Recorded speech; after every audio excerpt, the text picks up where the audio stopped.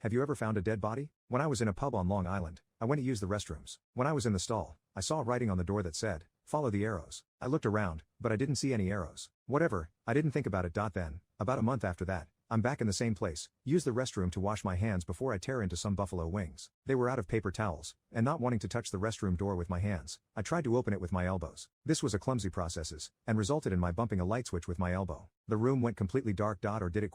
On the ceiling I notice a trail of glow-in-the-dark arrows painted onto the ceiling. They're very faded, looks like they'd been there for quite a while. They led out the door. Now I had totally forgotten about the graffiti I had read a month ago, so I didn't really think about those arrows at all. I just pulled my sleeve over my wet hand, used it to flip the switch back on, and opened the door. I went back to my table with some buddies and we chowed down on some excellent wings. It wasn't until the end of the evening when my brain, out of nowhere, remembered the "Follow the Arrows" graffiti in the stall. I excused myself from the table, just to check that it was this stall where I saw the writing. It was. Now I had a mystery. I wanted to follow the arrows, but I couldn't. After I left the restroom, the ambient light was so bright that the arrows were invisible. I told my friends about the arrows, and I asked the bartender about it. He knew about the graffiti but had never seen the glow-in-the-dark arrows. After about 15 minutes of pouring drinks, he took a minute to go check it out. He didn't seem that impressed. I asked him if we could stay after closing and turn off all the lights to see where it went. He said yes. Flash forward 2 hours. The bartender and some of the waitresses are all standing around in the dark of the bar, looking at little faded arrows that make a trail from the restroom out to the front door. We step outside, but the trail is dead. The streetlights outside make the faded glow-in-the-dark arrows impossible to see, if they were even there at all. 3 days later, I'm in geology at my college, when I noticed the display of exotic minerals that the department has in a display case. Inside the case is a small,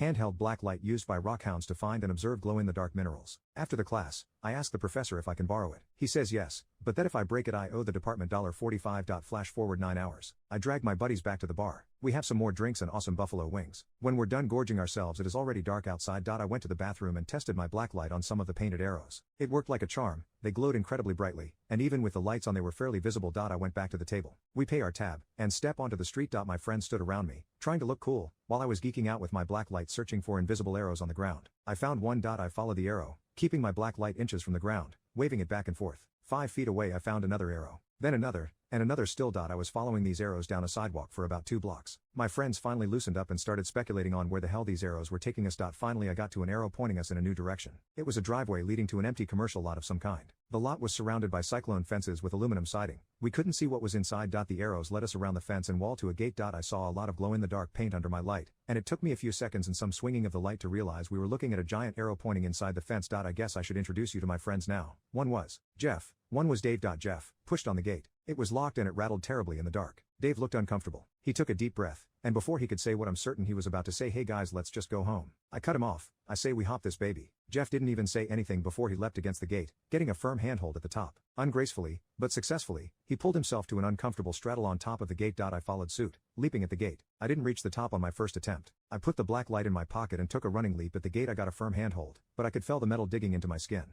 I made a mental note to get a tetanus shot when this was all over. Jeff helped me up from the top while Dave pushed my legs from underneath. Dave followed next with surprising ease. From our perch on the gate, we could see that the fence surrounded what looked like an old parking lot. Grass and other green things sprang up from the ancient, crumbled asphalt. Immediately below us, on the other side of the fence, was nothing but inky blackness from the shadow cast by the gate from a nearby street lamp. I pulled my black light from my pocket, but from this height, it was useless. To my surprise, Dave was the first one to slide down into the dark. He slid down the fence as low as possible before letting go and taking the final plunge. We heard him stumble, curse quietly, and the stand. "It's okay," he said, "I can see a little. It's just asphalt." Jeff and I dropped down from the fence. I didn't see exactly what happened, but after a lot of cursing, Jeff announced to us that he had busted his knee. After a minute of silent deliberation, he decided we should soldier on. I pulled out my light and quickly found an arrow. We followed a new trail slowly, and it quickly became clear that we were being led to a small shack in the middle of the parking lot. "I know what this is," said Dave. "I think this all used to be a drive-in movie theater. I think that is the concession stand." Jeff and I agreed that this was a pretty good theory. We walked to the building, and as we got closer, saw that it was boarded up. But the shape of it, and its enormous plyboard-covered windows made us think that Dave was probably right.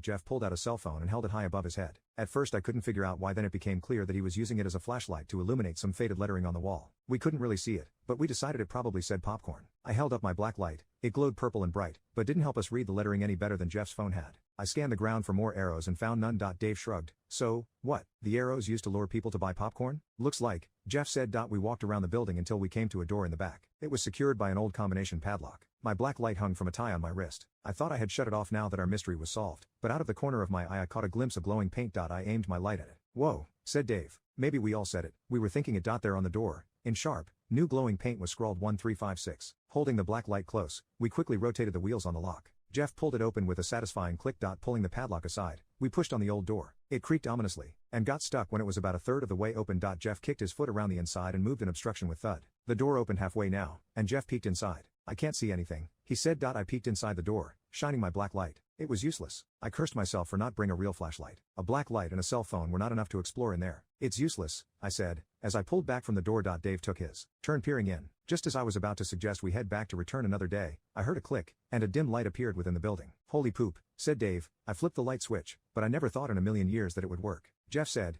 yeah, this place looks like it's been out of use for like 30 years, at least. Look at this parking lot. There are trees in it. Someone's still paying the bills, I said, and pushed on Dave to get him headed into the building. We walked in, and saw a surprisingly clean concession stand interior. There was thin coating of that strange sort of dust that accumulates in the absence of people. The sort of dust you would expect to find in an ancient tomb. The shelves were empty, and a cabinet stood on the far side of the room, doors closed. Dave walked to it and opened it cautiously. Holy, goat fucker, he said. He always had an interesting way with words. I looked past him to see what had impressed him. Jesus, I agreed. We were looking at shelves and shelves packed with candy boxes. But not just any candy boxes, really old stuff. I recognized Cracker Jacks and Hershey's, but the labels were ancient. I dropped my black light on the floor and grabbed excitedly for a giant box of Necco wafers. This has to be worth something, I said. Before I could examine further, Jeff said, dudes, check this out.